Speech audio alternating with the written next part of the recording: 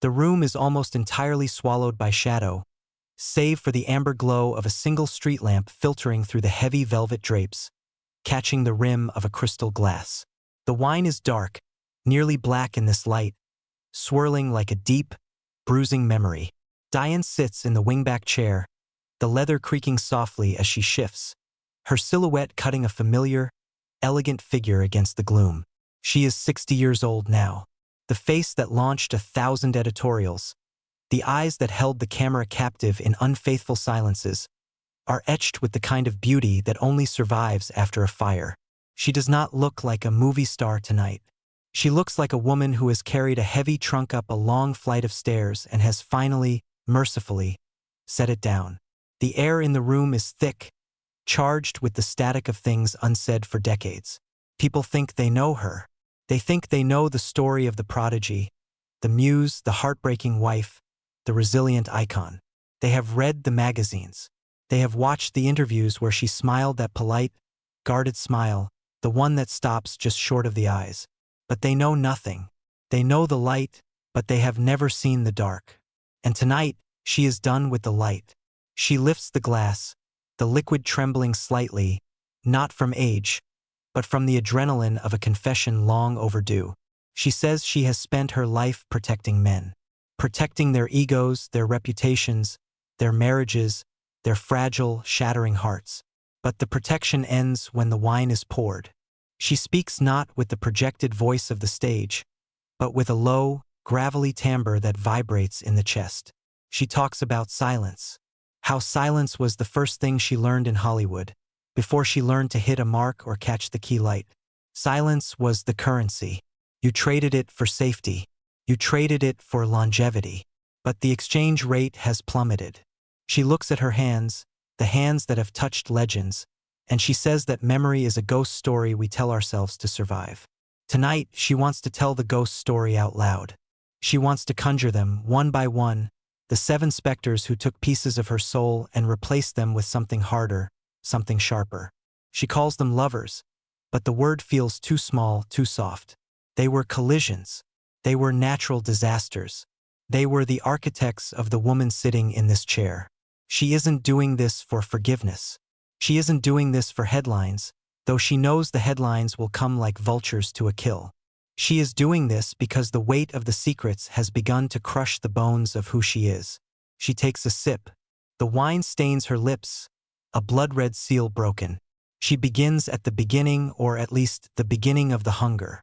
The moment when the girl died and the woman was born in the rain. The year is 1983. The world is neon and excess, but in the trailer on the set of the Cotton Club, the world is reduced to the sound of rain hammering against the metal roof. It sounded like bullets. It sounded like applause. Richard. She doesn't need to say his last name. The name alone summons a specific era of masculinity. Smooth, dangerous, impossibly charming. He was the golden boy, the prince of the city, and she was the ingenue with the eyes that looked like they had seen too much too soon. The press called it chemistry. They called it movie magic. They didn't know that the air between them was so thick with tension it felt like walking through water. She remembers the smell of him. Rainwater, stale tobacco, and expensive cologne that smelled like cedar and promise. They were filming a scene that required distance, but the trailer was a vacuum, pulling them together. He wasn't gentle. That is the first myth she wants to dispel. The public Richard was a gentleman, a humanitarian in the making. The Richard in the trailer was a storm. He looked at her not as a co-star, but as a question he needed to answer violently. She describes the moment the door locked. It wasn't a seduction. It was an inevitability. The sound of the lock clicking was louder than the thunder outside. He didn't ask. He didn't need to. He moved with the confidence of a man who knew the world bent to his will. She says she felt small but not weak. There is a difference. To be small in the presence of that kind of force is a rush, a terrifying surrender of the self. He awakening something in her that had been dormant, or perhaps never planted. Raw, adult desire. Not the puppy love of teen magazines. Not the awkward fumbling of high school. This was carnal. This was skin and teeth and the desperate need to be consumed. She remembers the coldness of the trailer wall against her back and the heat of his breath against her neck. It was a study in contrasts, fire and ice. He unraveled her.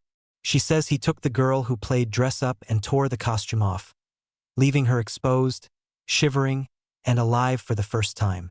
They told the press they were just friends. She laughs now, a dry, hollow sound. Friends don't look at each other the way they did at the premiere. Friends don't share a secret language of glances that say, "I know what you taste like in the dark." The relationship didn't last. Fire burns itself out. That is the nature of combustion. But the mark he left was permanent. He taught her that passion wasn't safe. It wasn't supposed to be tidy. It was supposed to ruin you a little. She says she spent years looking for that feeling again, chasing the high of that rainy afternoon. Every man after him was measured against the storm, and for a long time, they all came up dry. She pauses, looking into the middle distance. The shadows in the room seem to lengthen, stretching toward her like listeners leaning in. She says that Richard was the awakening, but he wasn't the danger. The danger came later. The danger came with a different face, a broken face, a face that looked like a fallen angel who had crawled out of a pile of white powder. She pours more wine. The bottle clinks against the glass, a sharp chime in the silence. She is ready to talk about the beach. She is ready to talk about the man who almost killed her, not with his hands, but with his chaos. Mickey. The name tastes like iron and salt. It was the mid-80s and the world was spinning faster. Mickey Rourke was not a movie star, he was a cult leader of one. He was beautiful then, in a terrifying, fragile way. He looked like he was made of glass and barbed wire. She met him when the sun was high, but he lived in perpetual night. She describes the drive to Malibu, the convertible tearing down the Pacific Coast Highway, the wind screaming, the radio blasting something unrecognizable because the volume was turned up past distortion. He drove like he wanted to die. She sat in the passenger seat, gripping the leather, terrified and exhilarated. That was the drug, the proximity to death. He didn't offer her safety. He offered her the edge of the cliff. They arrived at the beach house, a place that smelled of ocean rot and spilled tequila. It wasn't glamorous. It was a crime scene waiting to happen. There were mirrors everywhere. Not for vanity, but for paranoia. He wanted to see what was coming behind him. The cocaine was a third participant in the relationship. It was always there, a snowy mountain on the glass table, a ghost in his eyes. She says she didn't partake in the madness. Not really, but she inhaled the fumes of it. She got high on his mania. He took her to the beach at midnight. The waves were crashing, black mountains of water collapsing onto the sand. He didn't make love to her. He devoured her. She uses the word animal. It wasn't an insult. It was a classification. He moved with a feral intensity, stripping away the humanity until they were just two bodies fighting for survival in the sand. The sand got everywhere. In her hair, in her mouth, scratching her skin raw. It hurt, and she loved it. She loved the feeling of being prey to something so wild. He whispered things to her in the dark, things that made no sense, poetry born of a chemically altered brain. He told her she was the only clean thing in a dirty world. He told her he would build a castle out of bones for her. She admits now that she thought she could save him. It is the classic trap of the empathetic woman. She looked at his brokenness and saw a puzzle she could solve.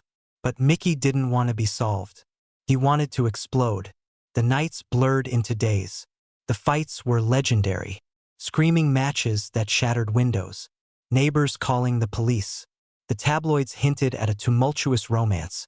But the truth was a war zone. She lived in a state of constant high-wire anxiety. Would he be sweet Mickey today, the boy with the soft smile? Or would he be the monster, the paranoia taking the wheel? She remembers waking up one morning, the sun glaring off the ocean, and seeing him standing on the balcony, staring at the horizon with a gun in his hand. He wasn't aiming at anything. He was just holding it like a talisman. That was the moment the spell broke. She realized that the wildness wasn't a performance. It was a terminal condition. She packed a bag while he slept. She left him there with the waves and the white powder. She says escaping him felt like surviving a plane crash. You walk away shaking, checking your limbs to make sure they are still attached.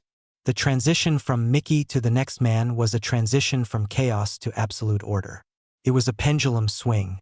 She needed to be grounded. She needed gravity. And she found it in Georgia. She found it in a man old enough to be her father. A man who moved with the slow, deliberate grace of a predator who has nothing left to prove. Clint, 35 years her senior. The number sounds scandalous even now. The press had a field day. May-December. Daddy issues. They reduced it to a cliché. But she says there was nothing cliché about the way he looked at her. It wasn't the hungry desperation of Richard or the manic consumption of Mickey. It was an assessment. He looked at her like a director looking at a landscape, deciding where the shadows should fall. They met on a set, of course. That was her hunting ground. But this set was quiet. He demanded silence. He didn't shout action. He just whispered, "Okay," and the world stopped. She describes the seduction as a slow siege. There were no grand gestures. No flowers filling the trailer. Just a gaze that followed her, heavy and tangible. He invited her to dinner. Not a date, a summons. They sat in a booth in a quiet restaurant, and he barely spoke. He didn't need to. He let her talk. He let her spill her chaotic energy onto the table, and he absorbed it, steady as a rock. He made her feel young, yes, but also protected. For the first time in years, she felt like she didn't have to be the strong one. He was the monolith. The first night in the hotel room in Georgia is etched in her memory for its silence. No music, no TV, just the hum of the air conditioner. He stood by the window watching the parking lot. She sat on the edge of the bed, waiting. He didn't rush. He took off his watch first. A simple gesture, but it felt like he was stopping time. He taught her the erotic power of control. With Clint, nothing was accidental. Every touch was calculated for maximum impact. He didn't fumble. He navigated her body like he had drawn the map. He used his age not as a crutch but as a weapon. He had experience. He knew things the boys didn't know. He knew that waiting was better than taking. He would bring her to the edge and hold her there, suspended in a state of exquisite frustration, until she begged. And even then, he would wait. He forced her to articulate her desire. He made her say it. "What do you want?" he would ask, his voice a low rumble. And she would have to ask for it. It was a masterclass in power dynamics. She was the submissive, willingly, joyfully.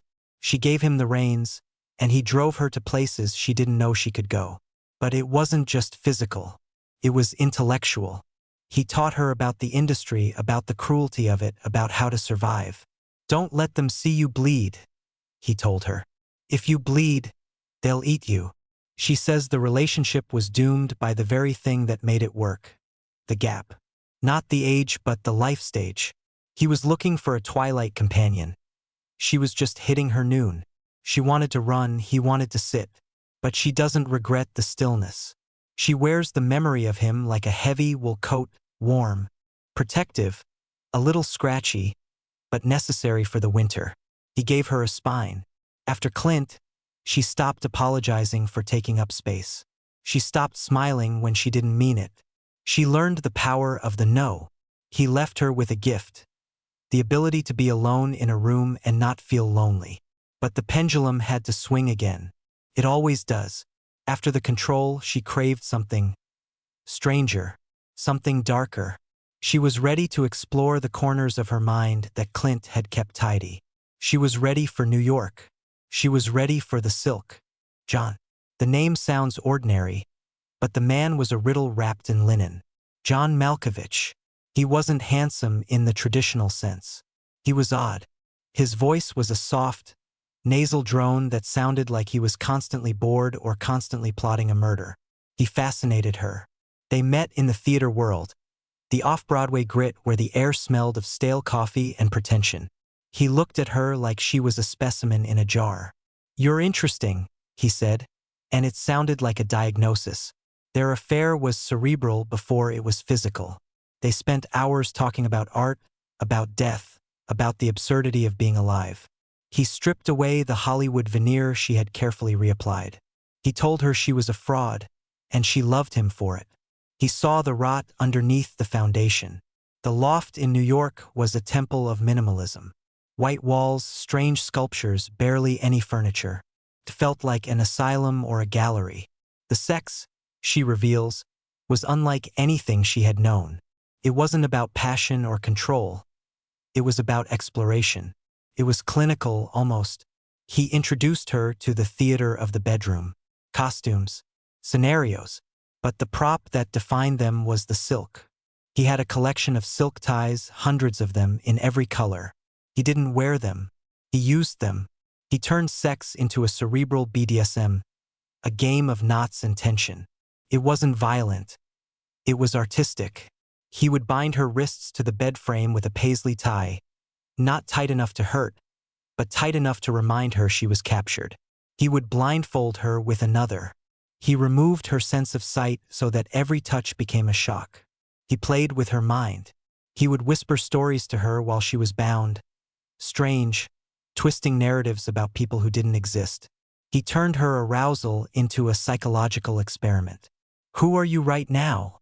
he would ask. "Are you the actress? Or are you the meat?" Sounds cruel, she knows. She sees the shock on the imaginary faces of her audience. But it wasn't cruelty. It was curiosity. He wanted to see what happened when the ego was dismantled. She found a strange liberation in being an object for him. It was a vacation from being Diane Lane, the star. For an hour, she was just a body, a sensation, a knot to be tied and untied. He taught her that the mind is the primary sex organ. He could make her climax without touching her, just by describing what he was going to do. It was sorcery. It was the most intense acting workshop she had ever attended. But the mind is a dangerous playground. You can get lost in the maze. The games began to bleed into reality. She started feeling bound even when the ties were off. His intellect, once a turn-on, became a cage. He analyzed everything she did. If she cried, he would ask why. If she laughed, he would deconstruct the humor. She felt like she was living under a microscope. She needed to breathe.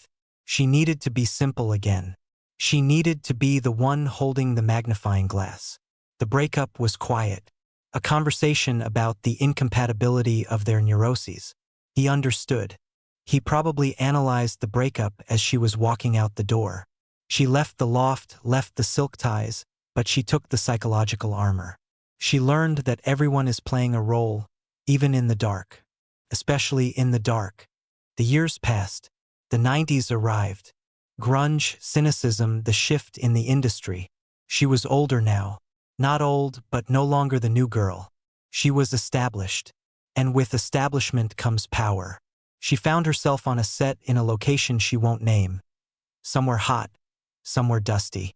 And she saw him, the assistant director. He was 22, a baby.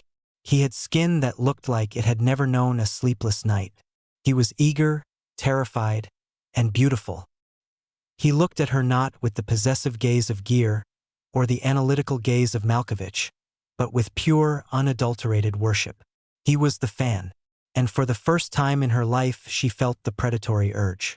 She had been the prey for so long, the object of desire, the thing to be captured, saved, or studied. Now she wanted to be the hunter. She describes the pursuit. It was easy, terrifyingly easy. She was Diane Lane.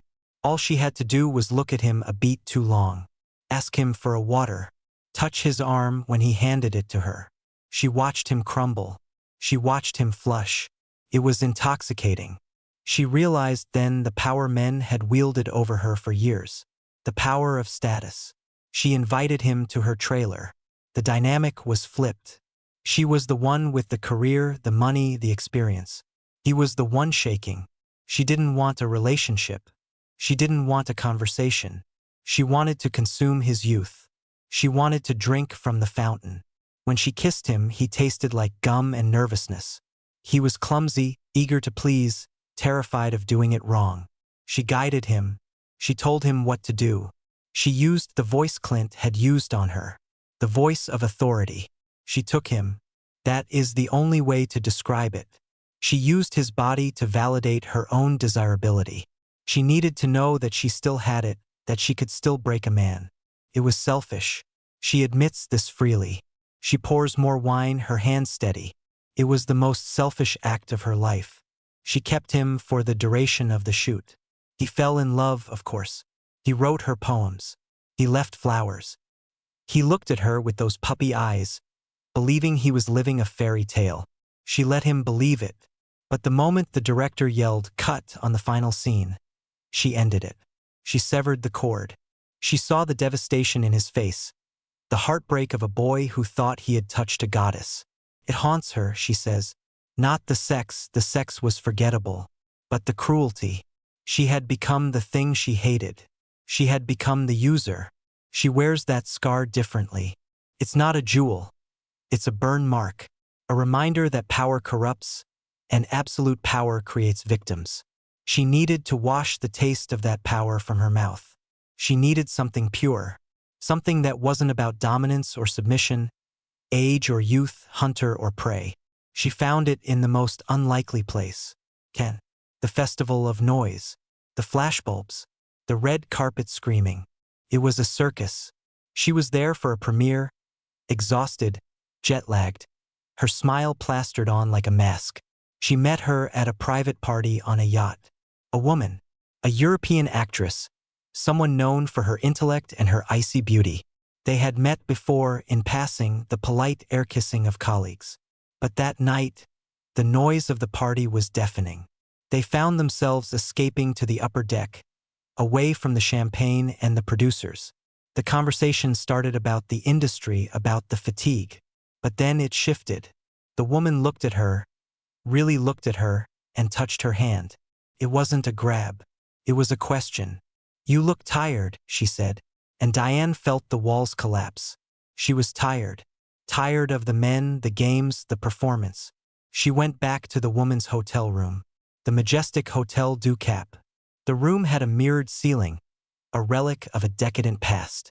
But they didn't look at the mirrors. The sex, she reveals, was the softest thing she has ever known. There was no aggression, no goal, no finish line. It was a conversation without words. It was the feeling of skin on skin, softer than she was used to, curves fitting into curves. Felt like coming home. She describes the tenderness with a reverence that makes her voice tremble. The way the woman brushed the hair from her face. The way they held each other for hours, just breathing. There was no performance anxiety. She didn't have to be the sex symbol. She didn't have to be the submissive or the dominatrix. She just had to be. It was healing.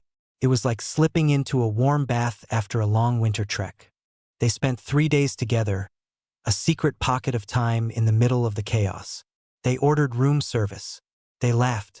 They touched with a familiarity that usually takes years to build. It wasn't a lesbian awakening, she clarifies. She didn't change teams. It was a human awakening. It was the realization that intimacy didn't have to be a battle. Could be a sanctuary. They never spoke of it again. They saw each other at events over the years, nodded, smiled. A secret acknowledgement.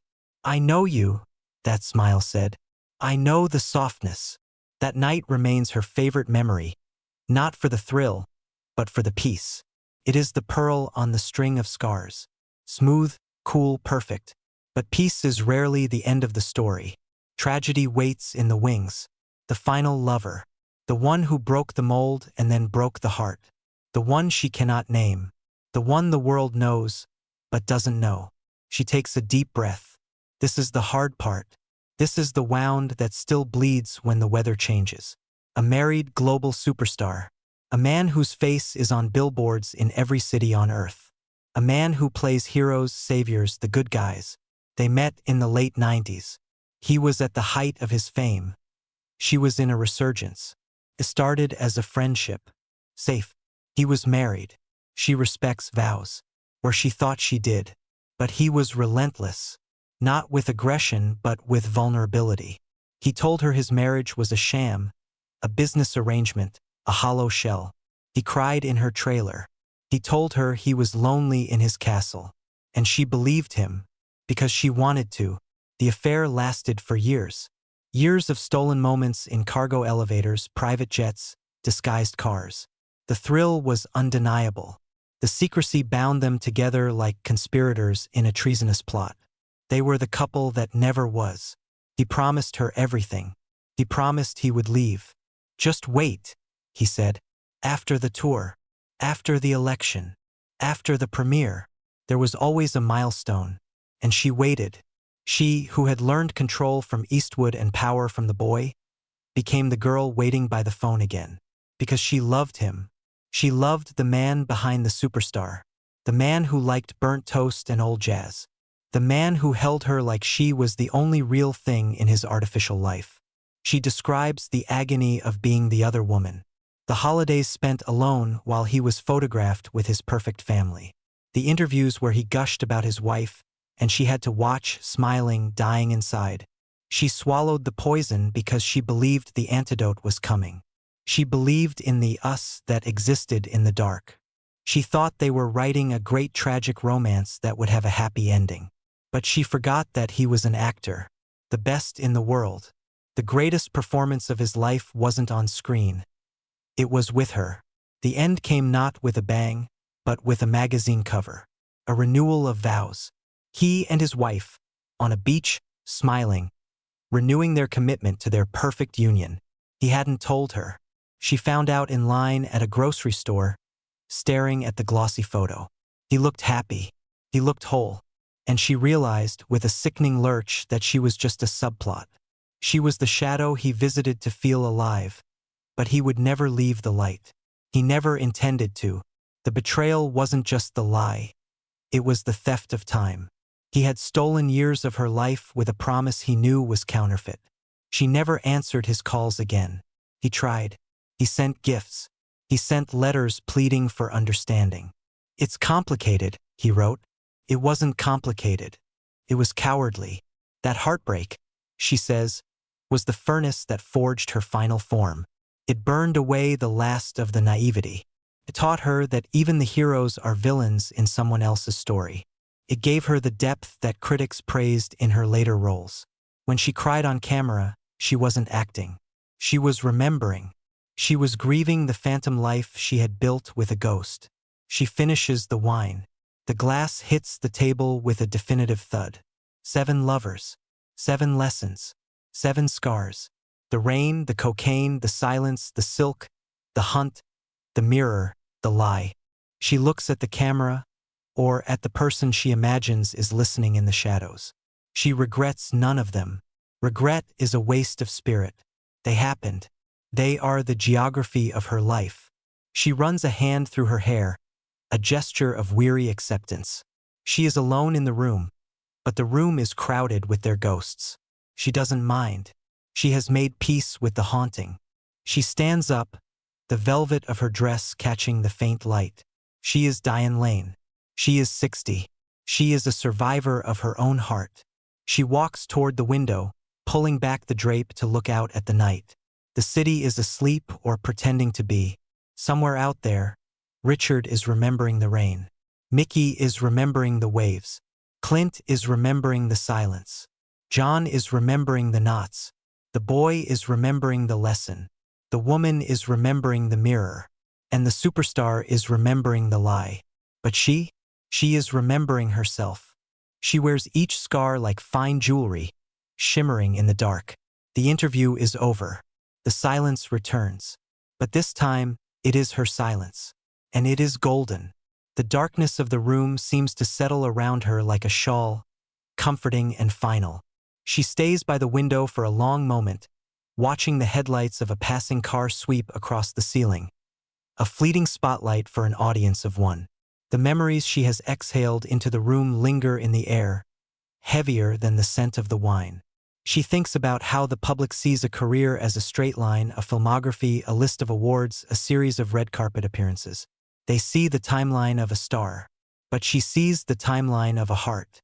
Every role she ever played was informed by one of them.